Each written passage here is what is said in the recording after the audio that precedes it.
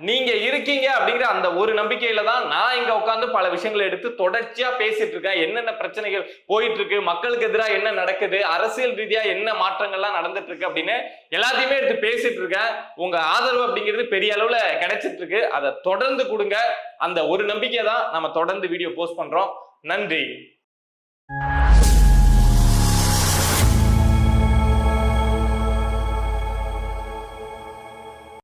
அனைவருக்கும் வணக்கம்.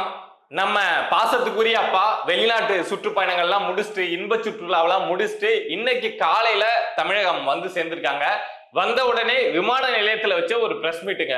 இவங்களை வந்து யாரு பிரஸ் மீட் கொடுக்கலன்னு கேட்டு அழுதாங்க அப்படின்னு தெரியல. இல்ல உடன்பிறப்புகள் வந்து ஸ்டாலின் அவர்களுடைய பேச்சை கேட்காம எங்க ரத்தம் ஓட மாட்டேங்குது, நரம்பு புடைக்க மாட்டேங்குது, பேச்சை கேட்கணும் அப்படின்னு அப்படி நின்னாங்களா என்னன்னு தெரியல. வந்த உடனே ஒரு பிரஸ் மீட்.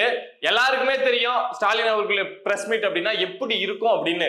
இப்ப பொதுவா அரசியல்வாதிகள் எதை மாதிரியான கேள்விகள்லாம் எதை மாதிரி பிரஸ் மீட்டை செட் பண்ணுவாங்க அப்படின்னா, நான் சொல்லக்கூடிய கேள்விகள் தான் வரக்கூடிய பத்திரிகையாளர்கள் கேட்கணும், சும்மா எடக்கு முடக்கா கேட்கிற கேள்விலாம் இருக்கக்கூடாது அப்படின்னு சொல்லி அரசியல்வாதிகள் பிரஸ் மீட் செட் பண்றதை நீங்க பார்த்திருக்கலாம்.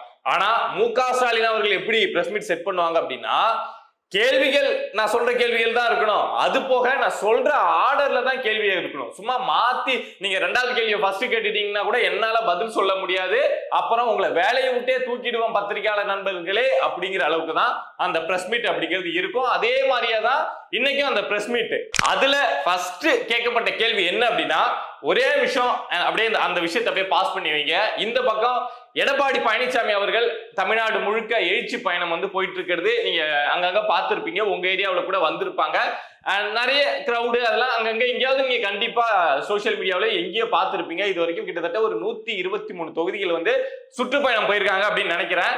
சோ அதுல இப்போ ரீசெண்ட் டைம்ஸா எடப்பாடி பழனிசாமி அவர்கள் என்ன பேச ஆரம்பிச்சாங்க அப்படின்னா, ஸ்டாலின் வந்து வெளிநாடு போயிட்டு இத மாதிரி முதலீடுகளை ஈர்த்துட்டு வரேன், தமிழ்நாட்டுக்கு கொண்டுட்டு வரேன் அப்படின்னு சொல்லிட்டு போயிருக்காரு.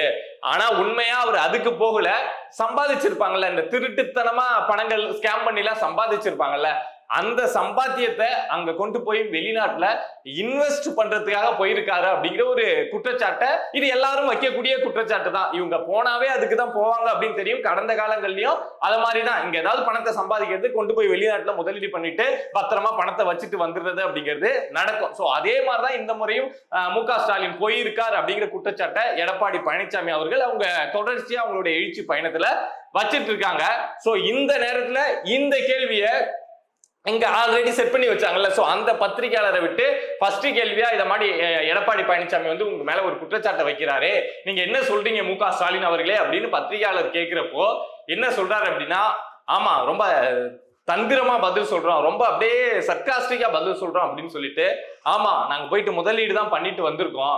என்னது அப்படின்னா, இங்க சுயமரியாதை கொள்கை இருக்குல்ல, அதை போயிட்டு வெளிநாட்டுல நாங்க முதலீடு பண்ணிட்டு வந்திருக்கோம். பெரியாரை பத்தி பெரியார் உணர்வுகள் இருக்குல்ல, அதை கொண்டு போய் நாங்க வெளிநாட்டுல இன்வெஸ்ட் பண்ணிட்டு வந்திருக்கோம் அப்படின்னு. என்ன ஒரு அற்புதமான பதில், கைத்தட்டுக்கிட்டே இருக்கலாம் அப்படின்னு நினைக்கிறேன். அதை மாதிரி நாங்க இன்வெஸ்ட் பண்ணிட்டு வந்திருக்கோம் அப்படின்னு சொல்றாங்க. எதை மாதிரி, இந்த 30,000 ரூபாய் கொடுத்து ஆக்ஸ்போர்ட் யூனிவர்சிட்டிக்குள்ள ஒரு அரங்கத்தை வாடகைக்கு எடுத்து அதுல ஒரு சின்ன போட்டோ, அந்த போட்டோவை இங்க நீங்க ஒரு 1000 ரூபாய் கொடுத்தா கூட யாராவது போட்டு கொடுப்பா, நீங்க ஒரு கிரீன் மேட்டை வச்சு அதுல ஓபன் பண்ணிட்டு இது ஆக்ஸ்போர்ட் அப்படின்னு நீங்க இமேஜை வச்சா கூட நாங்க ஏத்துக்க தான் போறோம், தெரியலன்னா நம்ம தானே போறோம். அதுக்கே நீங்க ஆக்ஸ்போர்ட் போயிட்டு ஆக்ஸ்போர்ட் பல்கலைக்கழகமே வந்து ஓபன் பண்ற மாதிரி சொன்னீங்களே, இதுதான் அங்க போய் நீங்க பண்ண இன்வெஸ்ட்மெண்டா? பெரியாரை பத்தி பண்ண இன்வெஸ்ட்மெண்ட்ங்கிறது ஒரு அரங்கத்துக்குள்ள நீங்களே உங்க ஆளுங்களை வச்சு 30,000 ரூபாய் செலவு பண்ணி பண்ணதுக்கு பேர் தான் பெரியாரை பத்தி அங்க போய் பரப்புனதா அப்படின்னு தெரியல. இது போக சுயமரியாதை கொள்கையை போய் பரப்பிட்டு வந்தாங்களாம். பெரியாருக்கே சுயமரியாதை இல்லை அப்படிங்கிறது தான் எல்லாரும் வைக்கக்கூடிய குற்றச்சாட்டு. பட் அப்படி ஒரு பதில சொல்லி என்னமோ தந்திரமா பதில் சொன்னதா மு.க. ஸ்டாலின் அவர்களே நினைச்சுக்கிட்டாங்க. பட் இபிஎஸ் அவர்கள் சொன்ன குற்றச்சாட்டுக்கு அங்க பதில் அப்படிங்கிறது இல்ல. இந்நேரம் இவங்க போயிட்டு இன்வெஸ்ட் பண்ணாம உண்மையா நேர்மையா போயிட்டு வந்தாங்க அப்படின்னா இந்நேரம் எடப்பாடி பழனிசாமி அவர்கள் மேல வழக்கு அப்படிங்கிறத போட்டுருக்கணும்ல. ஒரு எதிர்கட்சி தலைவர் ஒரு குற்றச்சாட்டை நேரடியா வைக்கிறாரு, முதலமைச்சர் வந்து வெளிநாட்டுக்கு சுற்றுப்பயணம் போனது முதலீட்டை கொண்டு வரதுக்கு கிடையாது, அங்க இவங்க சம்பாதிச்ச இந்த ஊழல் பணங்களை இன்வெஸ்ட் பண்ணதான் போயிருக்காங்க அப்படிங்கிற குற்றச்சாட்டை வைக்கிறாங்க. நீங்க ஒரு நியாயவான் யோக்கியவான், அவங்க சொல்றது தப்பு அப்படின்னா இந்நேரம் ஒரு வழக்கு அப்படிங்கிறத போட்டுருக்கணும்ல. போட மாட்டீங்க, ஏன்னா தெரியும் ஏதாவது வழக்கு இந்த மாதிரி பிரச்சனைன்னு போனா நீங்க மாட்டிப்பீங்க அப்படிங்கிறது தெரியும். சோ இது ஃபர்ஸ்ட் கேள்வியா கேட்டு அந்த 6 படி முடிஞ்சிருச்சு. ரெண்டாவது கேள்வியா என்ன அப்படின்னா, அதிமுகக்குள்ள இந்த செங்கோட்டையன் இந்த பிரச்சனை போகுதுல அதை பத்தி கேள்வி கேட்கிறாங்க. அதுக்கு நம்ம மு.க. ஸ்டாலின் அவர்கள் என்ன சொல்றாங்க அப்படின்னா, ஆக்கப்பூர்வமா பேசிட்டு இருக்கோம், எதுக்குங்க அக்கப்போரா கேள்வி கேட்கிறீங்க அப்படின்னு மு.க. ஸ்டாலின் அவர்கள் சொல்றாங்க. இவங்க என்னைக்கு மு.க. ஸ்டாலின் அவர்கள் ஆக்கப்பூர்வமா பேசினாங்க அப்படின்னு சத்தியமா தெரியல. உங்களுக்கு ஏதாவது தெரிஞ்சா ஏதாவது வீடியோ கிளிப் இருந்தது அப்படின்னா நீங்க தயவு செஞ்சு ஷேர் பண்ணி விடுங்க. ஆக்கப்பூர்வமா எப்போ கிழின்னு அறுத்து தள்ளினாங்க மு.க. ஸ்டாலின் அவர்கள் அப்படின்னு எனக்கு தெரியல. சோ ஆக்கப்பூர்வமான நேரத்துல நான் அக்கப்பூரான கேள்விகளுக்கு பதில் சொல்ல மாட்டேன், அதை ஒதுக்கி விடு அப்படிங்கிற மாதிரி அடுத்த கேள்விக்கு போறாங்க. செட் பண்ணபடி அடுத்த கேள்விகள் என்ன கேட்கப்படுது அப்படின்னா, வெளிநாடு போனீங்க, நிறைய தமிழர்களை சந்திச்சீங்க, தமிழ்நாட்டுல வந்து இன்வெஸ்ட் பண்ண சொல்லி கேட்டீங்க. சோ என்ன பதில் சொன்னாங்க, என்ன ரிப்ளை கிடைச்சது அப்படின்னு சொல்லிட்டு கேட்கறதுக்கு போட்டி போட்டுட்டு இருக்காங்க தமிழர்கள். தமிழ்நாட்டுல வந்து இன்வெஸ்ட் பண்றதுக்கு அப்படியே லைன்ல அடிச்சு புடிச்சிட்டு வராங்களாம். இந்த கோயில்ல எல்லாம் அன்னதானம் போட்டு அப்படி சண்டை போட்டுட்டு யாரா முன்னாடி வந்து சோத்த வாங்குறது அப்படின்னு வந்து நிப்பாங்கல்ல. சோ அத மாதிரி போட்டி போட்டுட்டு தமிழ்நாட்டுல வந்து அங்க இருக்கக்கூடிய தமிழர்கள் எல்லாம் வந்து இன்வெஸ்ட் பண்றதுக்கு தயாரா இருக்காங்களா. ஏற்கனவே எங்க நிறுவனங்கள் வச்சிருந்தாலுமே இன்னும் எங்களுக்கு இங்க நிறுவனம் இருக்கிறது தான் சந்தோஷமா இருக்கு, எங்க நிறுவனம் இங்கதான் நிறைய சம்பாதிக்க முடியுது, இங்கதான் பாதுகாப்பா இருக்கு அப்படின்னு சொல்லிட்டு இங்க வந்து இன்வெஸ்ட் பண்றதுக்கு வந்து ரொம்ப போட்டி போட்டுட்டு இருக்காங்க அப்படின்னு முதலமைச்சர் மு.க. ஸ்டாலின் அவர்கள் சொல்றாங்க. கரெக்ட் தான், போட்டி போட்டுட்டு தான் இருப்பாங்க. ஆனா என்ன, உங்களுடைய ஆட்சி தான் முடிஞ்சிடும்ல, முடிஞ்சதுக்கு அப்புறம் வந்து இங்க இன்வெஸ்ட் பண்ணலாம் அப்படின்னு போட்டி போட்டுட்டு இருப்பாங்க அப்படின்னு நினைக்கிறேன். 26 நம்ம ஆட்சி முடிஞ்சிட போது, நம்ம கழக ஆட்சிக்கு ஒரு முடிவு அப்படிங்கிறது, ஒரு முற்றுப்புள்ளி அப்படிங்கிறது வந்துட போது. வந்ததுக்கு அப்புறமாவது இங்க வந்தா ரவுடிசம் இருக்காது, இங்க வந்தா கட்ட பஞ்சாயத்து இருக்காது, கட்சிக்காரன் வந்து 40% வரைக்கும் கமிஷன் கேட்க மாட்டான் அப்படிங்கிற ஒரு நம்பிக்கை வந்து இப்ப நீங்க போய் பேசி வச்சிருப்பீங்க. காத்துட்டு இருப்பாங்க, எப்படா இந்த ஆட்சி முடியும், முடிஞ்சதுக்கு அப்புறமா தமிழ்நாட்டுல போய் ஏதாவது இன்வெஸ்ட் பண்ணலாம், நம்ம பிறந்த மண்ணில் ஏதாவது ஒரு நிறுவனத்தை ஆரம்பிக்கணும்னு எல்லாருக்கும் ஒரு ஆசை இருக்கும்ல. நம்ம தமிழ்நாட்டுல நாம ஒரு இடத்த வளர்றோம் அப்படின்னா நமக்கு ஒரு ஆசை இருக்குல்ல, நம்ம சொந்த ஊர்ல ஏதாவது ஒண்ணு தொடங்கி பார்க்கணும் அப்படின்னு. அதே மாதிரி அவங்களுக்கும் ஒரு ஆசை இருக்கும்ல, வெளியில போறாங்க, சம்பாதிச்சிருக்காங்க, பெரிய அளவுல வளர்ந்துருக்காங்க, கஷ்டப்பட்டிருக்காங்க, அவங்களுக்கும் இந்த தமிழ்நாட்டுல இன்வெஸ்ட் பண்ணணும்னு ஆசை இருக்கும். அந்த ஆசை உள்ள நபர்களை போய் பார்த்துட்டு வந்து இதை மாதிரி சொல்றாரு, அவங்களும் வெயிட் பண்ணிட்டு தான் இருப்பாங்க, எப்படா அந்த ஆட்சி முடியும், வந்து இன்வெஸ்ட் பண்றது அப்படின்னு. ஒரே ஒரு விஷயம் கடைசியா சொல்லிக்கிறேன், என்ன அப்படின்னா, இந்த செங்கோட்டையன் கேள்விக்கு எடப்பாடி பழனிசாமி அவர்களுக்கும் செங்கோட்டையனுக்கும் இருக்கக்கூடிய கேள்விக்கு எம்.கே. ஸ்டாலின் பதில் சொன்னாங்கல்ல, ஆக்கப்பூர்வமான கேள்வியில கேளுங்க அப்படின்னு சொல்லிட்டு, என்ன அப்படின்னா, அதிமுக மாதிரி ஒரு கட்சி இருந்து அதுல ஒரு நபர் கீழே இருந்து கஷ்டப்பட்டு மேல வந்தா கட்சிக்குள்ள என்ன பிரச்சனை வரும், என்ன ஏது என்ன அப்படிங்கிறது ஒரு தலைவருக்கு புரியும்.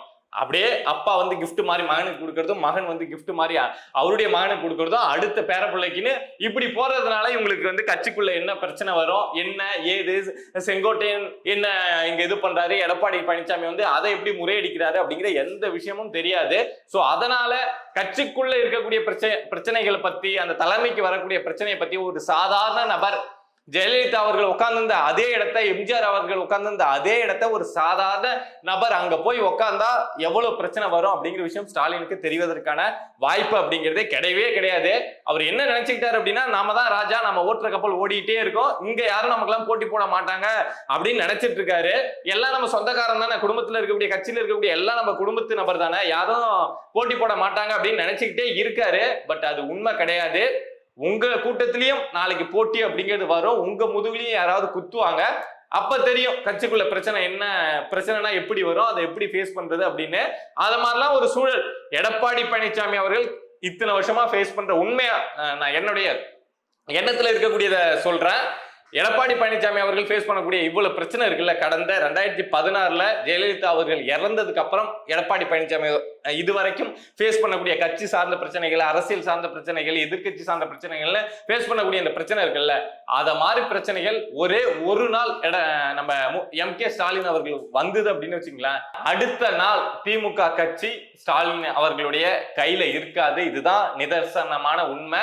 அந்த அளவுக்கு தந்திரமா அதை ஹேண்டில் பண்ற அளவுக்கு நம்ம ஸ்டாலின் அவர்கள் கிடையாது அப்படின்னு நமக்கு தெரியும். பட் என்ன, அவங்களுடைய பிரஸ் மீட், அவங்க காசு கொடுக்குறாங்க, அவங்க பேசுறாங்க, நாம வேற வழி இல்லாம நம்ம கேட்கிறோம், அவ்வளவுதான்.